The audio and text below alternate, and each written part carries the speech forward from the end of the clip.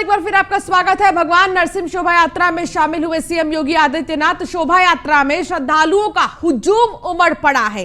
सभी को होली की हार्दिक बधाई सीएम योगी ने कहा और साथ ही उन्होंने यह भी कहा कि जनता ने राष्ट्रवाद के लिए बीजेपी को चुना है। जनता ने बीजेपी को सुशासन के लिए समर्थन दिया है। यूपी की जनता के मन में अपार उत्साह है। गोरखपुर में बीजेपी ने 9 सीटें जीती हैं। तो सीएम योगी होली मना रहे हैं यहां पर और शोभा यात्रा निकल चुकी है क्योंकि उसकी शुरुआत हो चुकी है। श्रद्धालुओं का जो हुजूम है वो उमड़ा है। हर तरफ आप जहां भी देखेंगे वहां आपको श्रद्धालु नजर आएंगे जिन पर रंगों की बौछार करते मुख्यमंत्री योगी आदित्यनाथ दिखाई दे रही हैं, फूलों की बौछार कर रहे हैं। इस शोभा यात्रा को धीरे धीरे आगे बढ़ाया जा रहा है। तमाम 15 से 20 ऐसे राष्ट्रीय स्वयं सेवक संघ के जो कार्यकर्ता हैं वो भी यहाँ पर मौजूद हैं, जो सेवक हैं वो मौजूद हैं, वो रंगों की बौछार करते नजर आ रही हैं और यहाँ पर योगी आदित्यनाथ भी मौजूद हैं। तो 15 से 20 स्वयं सेवक पिचकारी से लोगों पर रंगों की बौछार कर रहे हैं और 200 किलोग्राम लगभग अबीर और गुलाल मंगाया गया है। 2 क्विंटल गुलाब और गेंदे के फूलों की पंखुड़ियां हैं जिसकी बौछार की जा रही है, जिसकी बारिश की जा रही है। 1944 से इसकी शुरुआत हुई थी। राष्ट्रीय स्वयंसेवक संघ की तरफ से होली के दिन घंटाघर से निकलने वाली भगवान नरसिंह शोभा यात्रा की शुरुआत गोरखपुर प्रवास काल में राष्ट्रीय स्वयंसेवक संघ के प्रचारक नानाजी देशमुख ने 1944 में की थी। गोरखनाथ मंदिर में होलिका दहन की राख से होली मनाने की परंपरा इसके काफी पहले से जारी है। योगी आदित्यनाथ 1996 से लेकर 2019 तक इस शोभा यात्रा में लगातार शामिल हुए हैं, लेकिन महामारी की वजह से 2 साल शामिल नहीं हो पाए, जिसके बाद अब वो शामिल हो रहे हैं। इसलिए उनके अंदर बेहद ही ज्यादा उल्लास है, उत्साह है इसको लेकर। इससे पहले उन्होंने आरती की। नरसिंह शोभा यात्रा की शुरुआत होने से पहले आरती की गई। होली की हृदय से बधाई देता हूं और होली की मंगल में शुभकामनाएं आप सबके प्रति व्यक्त करता हूं। यद्यपि पिछले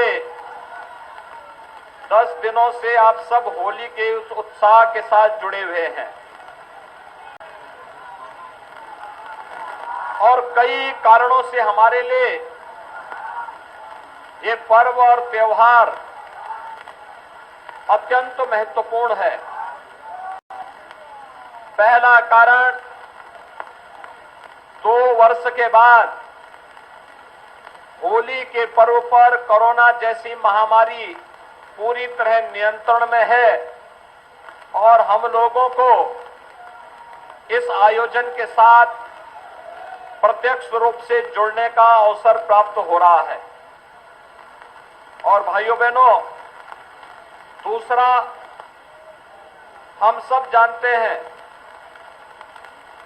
कि देश के अंदर सबसे बड़ी आबादी के राज्य उत्तर प्रदेश में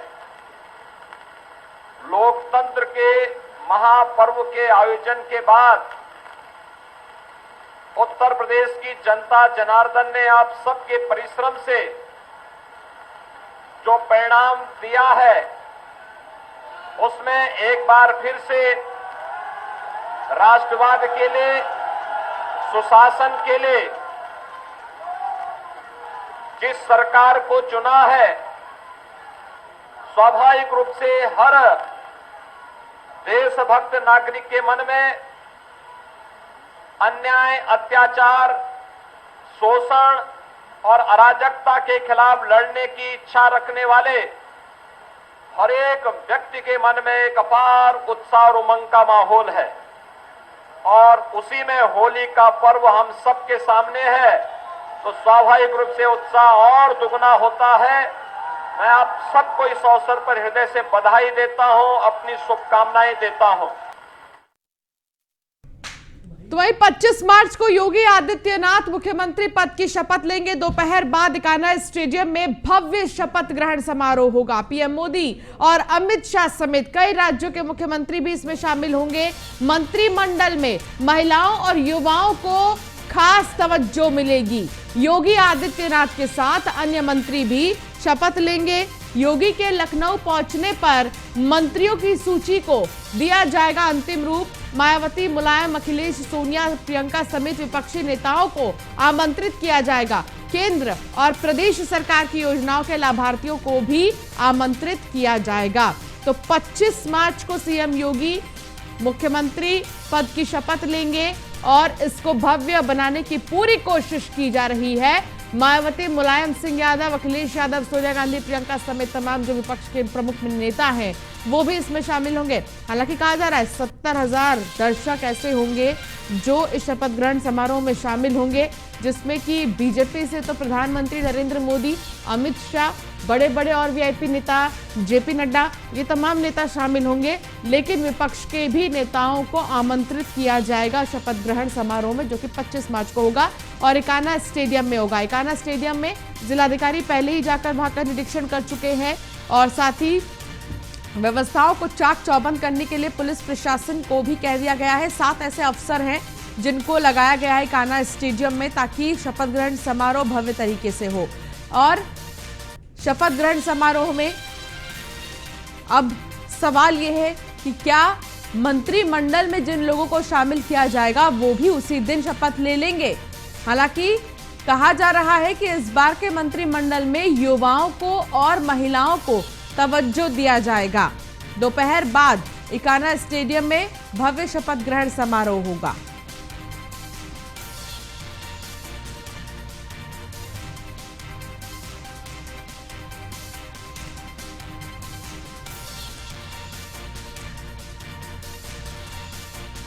योगी आदित्यनाथ के साथ साथ कई मंत्री भी शपथ लेंगे।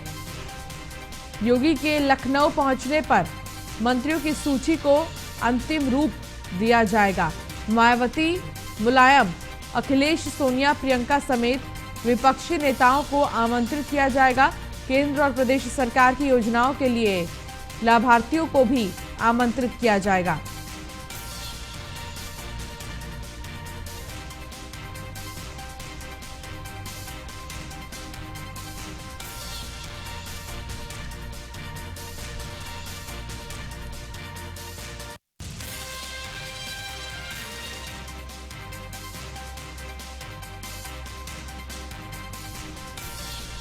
तो 25 मार्च को सीएम योगी शपथ लेंगे। प्रचंड जीत के बाद, प्रचंड बहुमत के बाद सीएम योगी माफ कीजिएगा, कार्यवाहक मुख्यमंत्री योगी आदित्यनाथ शपथ लेंगे।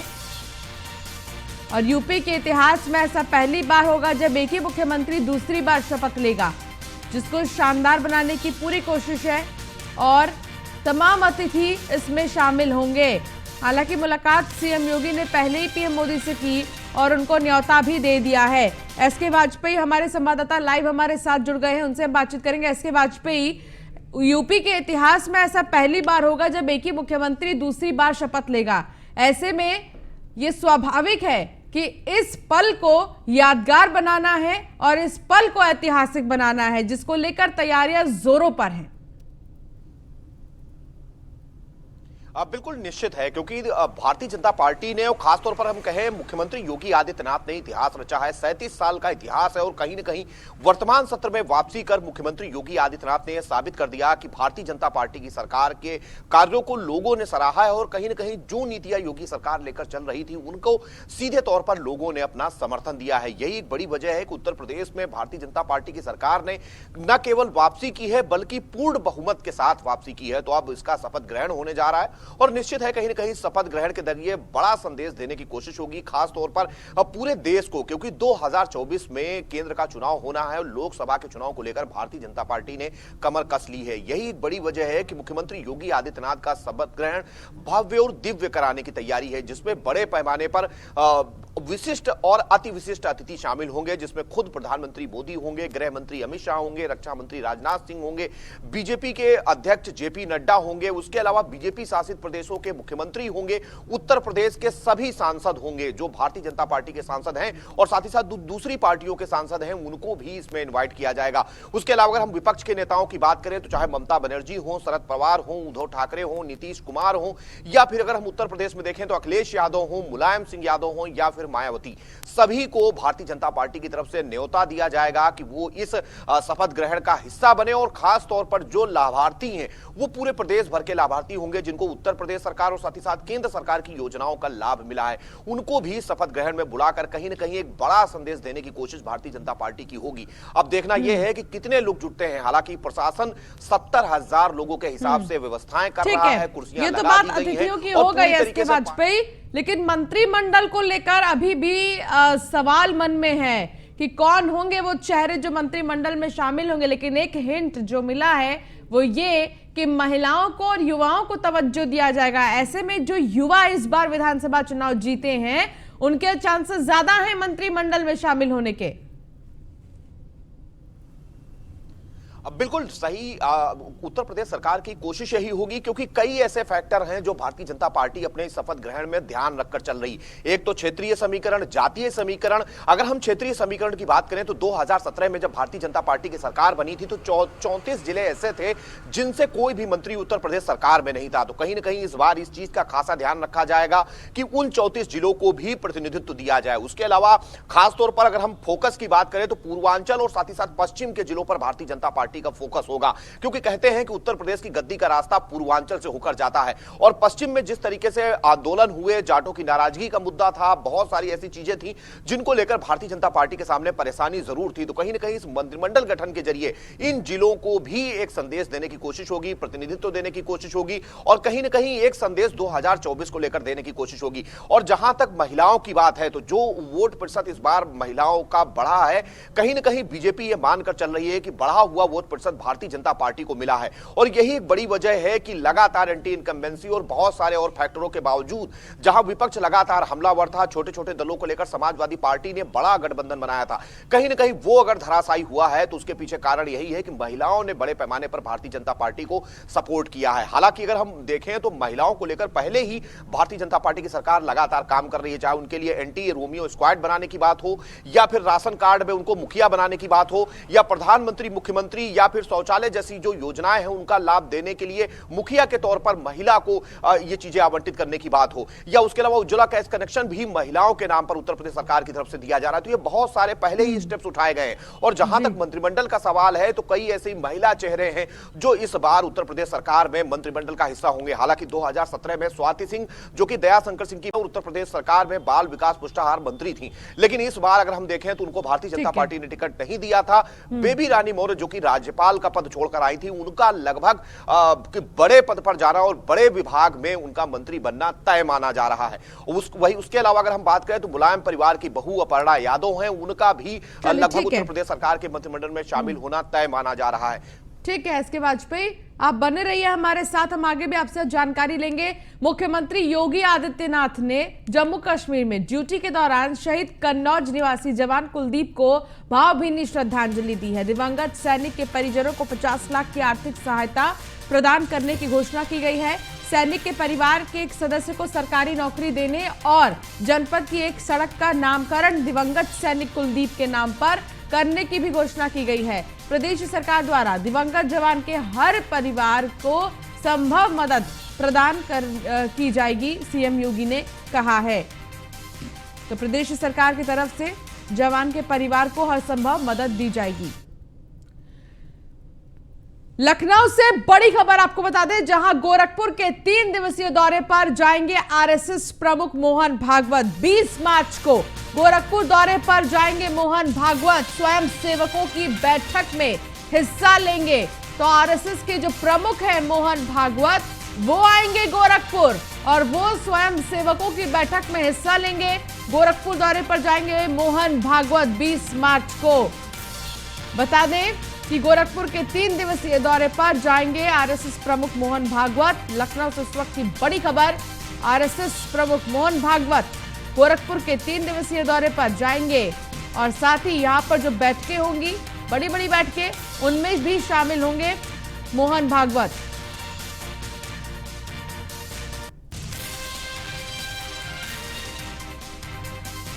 एसके वाजपेयी हमारे संवाददाता हमारे साथ लगातार जुड़े हुए हैं। एसके वाजपेयी, 3 दिन के लिए आरएसएस प्रमुख मोहन भागवत गोरखपुर जाएंगे, तमाम जो बैठकें होंगी उनमें भी वो शामिल होंगे, इसके मायने क्या निकालें?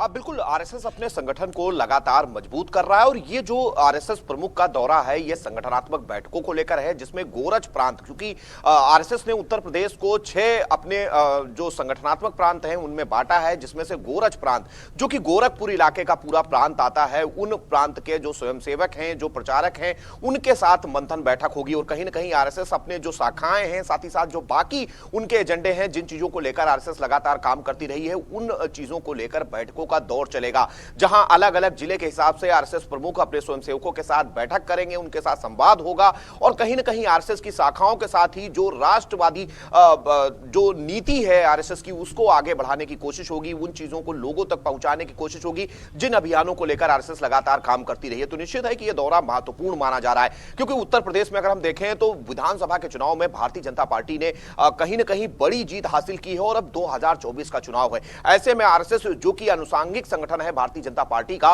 उसकी पूरी कोशिश यही है कि संगठनात्मक तौर पर अपने स्ट्रक्चर को पूरी तरीके से मजबूत किया जाए और 2024 को लेकर कहीं ना कहीं कवायद शुरू हो गई है, जिसको लेकर जो आरएसएस प्रमुख हैं वो 20 तारीख को गोरखपुर पहुंचेंगे और 20, 21 और 22 तारीख को वो गोरखपुर में ही रहेंगे और अलग अलग कार्यक्रमों में शामिल होंगे। साथ ही साथ में जो स्वयंसेवक हैं उनके साथ अलग अलग स्तर पर बैठकें करेंगे और कोशिश करेंगे कहीं ना कहीं वो संदेश और वो चीजें अपने स्वयंसेवकों के साथ संवाद के दौरान बताई जाएं जो आरएसएस जिन चीजों को लेकर लगातार काम करता है। जी चलिए ठीक है एसके वाजपेयी, शुक्रिया इस तमाम जानकारी के लिए। तो बता दें कि मोहन भागवत जाएंगे गोरखपुर और यहां पर तमाम बैठकों में शामिल भी होंगे। ओम प्रकाश राजभर की बीजेपी के साथ आने की संभावनाएं तेज हो गई हैं। दिल्ली में राजभर ने बीजेपी के बड़े नेताओं से मुलाकात की है। ओपी राजभर की अमित शाह के साथ 1 घंटे तक मीटिंग चली है। सूत्रों के हवाले से ये बड़ी जानकारी मिल रही है कि ओम प्रकाश राजभर बीजेपी के साथ आ सकते हैं। संभावनाएं हैं, हम ये नहीं कह रहे कि आ गए हैं, लेकिन संभावनाएं हैं, क्योंकि लगभग 1 घंटे उनकी बात हुई है अमित शाह से और कई सारी चीजों को लेकर बातचीत हुई है। ओम प्रकाश राजभर की बीजेपी के साथ आने की संभावनाएं, 2017 में बीजेपी के साथी थे ओम प्रकाश राजभर और साथ ही आपको बता दें कि अच्छी खासी सीटें भी उनको मिली थी, लेकिन इस बार वो समाजवादी पार्टी के साथ गठबंधन उन्होंने कर लिया और अब ये जानकारी मिल रही है कि अमित शाह से ओम प्रकाश राजभर ने 1 घंटे तक बातचीत की है और ये संभावनाएं हैं कि वो एक बार फिर से बीजेपी के साथ आ सकते हैं। तो दिल्ली में राजभर ने बीजेपी के बड़े नेताओं से मुलाकात की है। ओपी राजभर की अमित शाह के साथ करीब 1 घंटे तक बैठक हुई, बातचीत हुई, इसमें कई सारे विषयों पर चर्चा हुई है। सूत्रों के हवाले से खबर है कि ओम प्रकाश राजभर की बीजेपी के साथ आने की जो संभावनाएं हैं वो तेज हैं।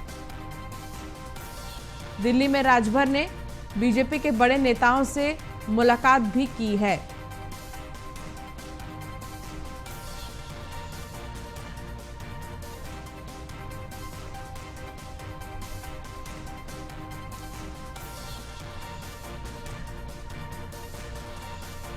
तो ओम प्रकाश राजभर की बीजेपी के साथ आने की संभावनाएं तेज हैं। 2017 की बात करें तो ओम प्रकाश राजभर बीजेपी के साथ ही थे और चुनावी मैदान में बीजेपी के साथ ही उतरे थे, लेकिन इस बार वो समाजवादी पार्टी के साथ गठबंधन कर लिए थे। हालांकि 1 घंटे उन्होंने मुलाकात की अमित शाह से।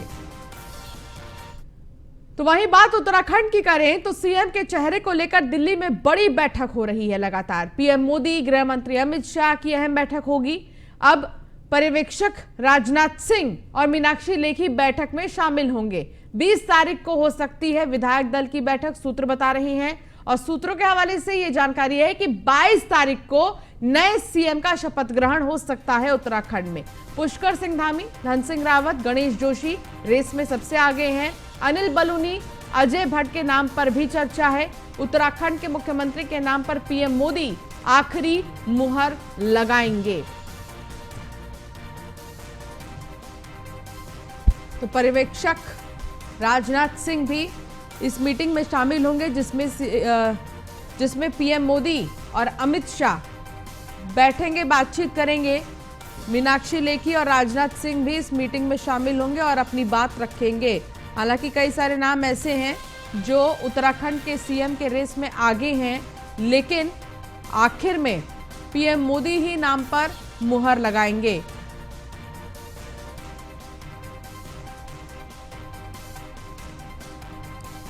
हमारे विशेष संवाददाता सुदीप जैन हमारे साथ जुड़ गए हैं। सुदीप, आखिर क्या जानकारी मिल रही है, कब मिलेगा उत्तराखंड को नया मुख्यमंत्री?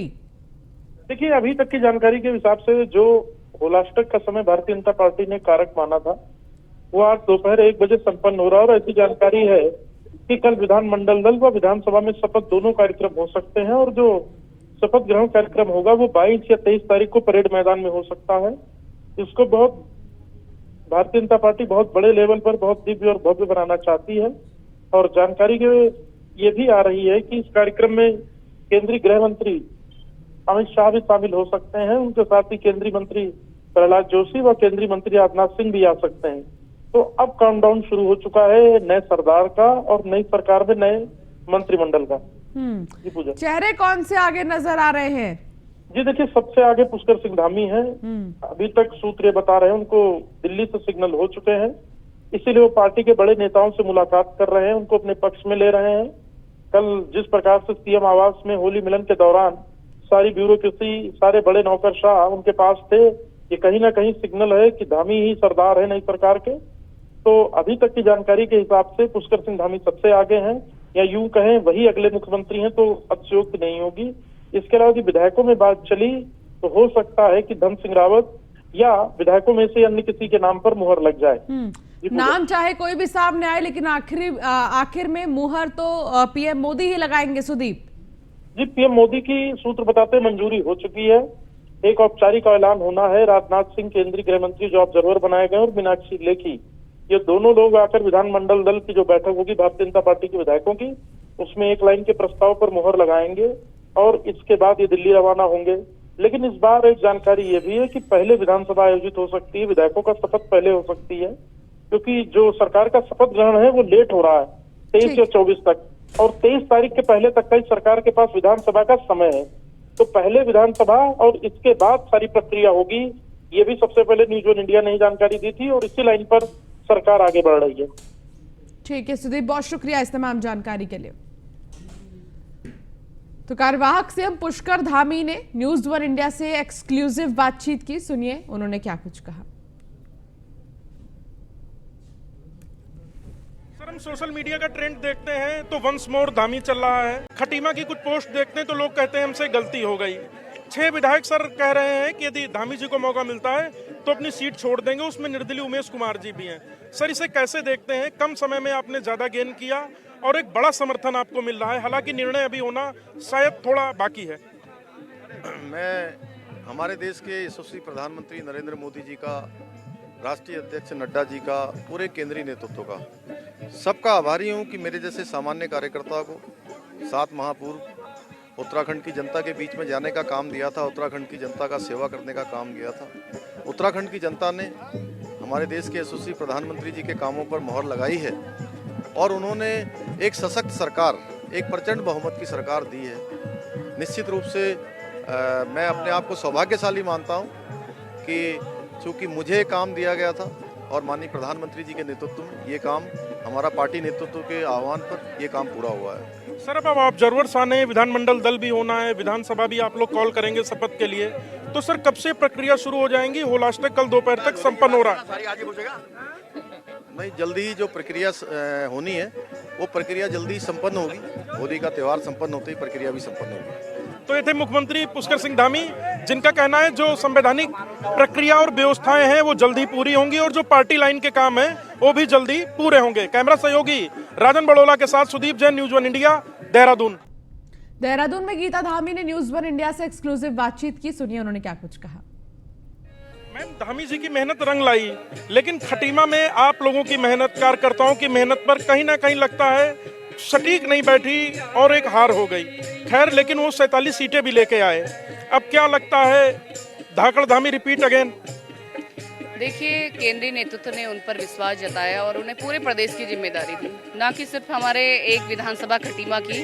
उनकी जिम्मेदारी थी पूरे प्रदेश को आगे लेकर के जाने की, और उन्होंने बहुत काम किए हैं। इन 6 महीनों में जनता ने देखा है, हमारे केंद्रीय नेतृत्व ने देखा है, सभी ने देखा है कि उन्होंने कितना काम किया है, कितनी मेहनत करी है, रात दिन एक किया है उन्होंने।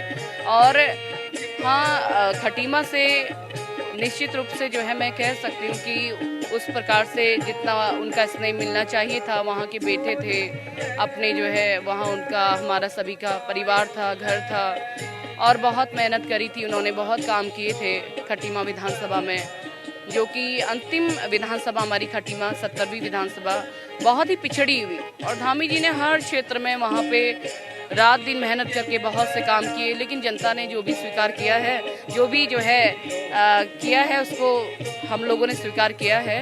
और हमें खुशी है कि हमारी भारतीय जनता पार्टी की सरकार उत्तराखंड में बनी है। जो उम्मीदें हमारे केंद्रीय नेतृत्व ने धामी जी पर जो है जो आशाएं करी थी, जो उम्मीदें उनको थी, उस उम्मीदों पे खरा उतर करके उन्होंने दिखाया है। आगे जो भी जिम्मेदारियां मिलेंगी वो स्वीकार होगी, और भगवान की मर्जी के बिना तो देखिए कुछ नहीं होता। भगवान जो करता है अच्छा करता है। उन्होंने हमारी जो है सरकार को रिपीट किया है, और इससे बड़ी और खुशी क्या हो सकती है। मैम, आधा दर्जन विधायक खुलकर कह चुके हैं धामी जी के लिए हम सीट छोड़ रहे हैं। सोशल मीडिया पे भी ट्रेंड कर रहा है धाकड़ धामी वंस अगेन। और अब खटीमा की भी क्षेत्र की यदि हम लोग फेसबुक पोस्ट आदि देखें तो लोग कहते हैं उनसे गलती हो गई, चूक हो गई। इसे आप कैसे देखते हैं? देखिए, धामी जी जन नेता हैं, वो सभी के दिलों में बसे हुए हैं। उन्होंने कभी भी किसी के लिए कोई गलत काम नहीं किया, जाने अनजाने में भी उन्होंने कभी भी किसी के लिए बुरा नहीं किया, और अच्छे लोगों के लिए अच्छा ही होता है। वो जो है जनता के दिलों में है, जनता उन्हें स्नेह करती है, पूरे उत्तराखंड की जनता उन्हें स्नेह करती है, और यही स्नेह आशीर्वाद हमारा केंद्रीय नेतृत्व भी उन पर करता है।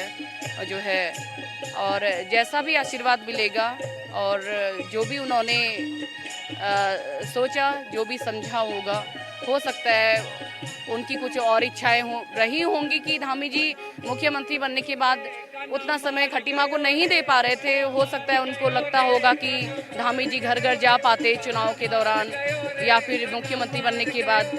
तो इतना समय अगर वो पूरा खटीमा को ही देते तो मैं नहीं समझती कि वो उत्तराखंड में सभी जगह जा पाते, अपने कामों को कर पाते। और जो भी उन्होंने निर्णय लिया है, हम लोग जो है खुशी खुशी हमें मंजूर है। गीता धामी क्या कहती हैं, पुष्कर धामी वंस मोर? देखिए, जो उन्होंने मेहनत की है वो सभी ने देखी है। आगे ऐसे आदमी, ऐसे जो है व्यक्ति को तो होना ही चाहिए आगे, जो है, क्योंकि पूरा प्रदेश को भी आगे लेकर के जाना है। जो आशाएं, जो उम्मीदें जनता की उनसे हैं, अभी बहुत आगे लेकर के जाना है उन्होंने उत्तराखंड को। और उन्होंने भी जो उत्तराखंड के लिए सपने देखे हुए हैं वो अभी पूरे नहीं हुए हैं। अभी सपने पूरे करने के लिए मैं समझती हूँ कि धामी जी को जो है और जिम्मेदारी मिलनी चाहिए। अब जो भी आगे केंद्रीय नेतृत्व जो है निर्णय लेंगे वो सभी को मंजूर होगा। जी, धन्यवाद। गीता धामी जिनका कहना है वंस मोर धामी, धामी जी को भी 5 साल का वक्त और मिलना चाहिए। उन्होंने जो वायदे किए हैं, जो जनता का उन्होंने विश्वास जीता है, उसके लिए उन्हें एक बार फिर मौका मिलना चाहिए। कैमरा सहयोगी राजन बड़ोला के साथ सुदीप जैन, न्यूज 1 इंडिया, देहरादून। और फिलहाल इस बुलेटिन में इतना ही। आप बने रहिए न्यूज 1 इंडिया के साथ। नमस्कार।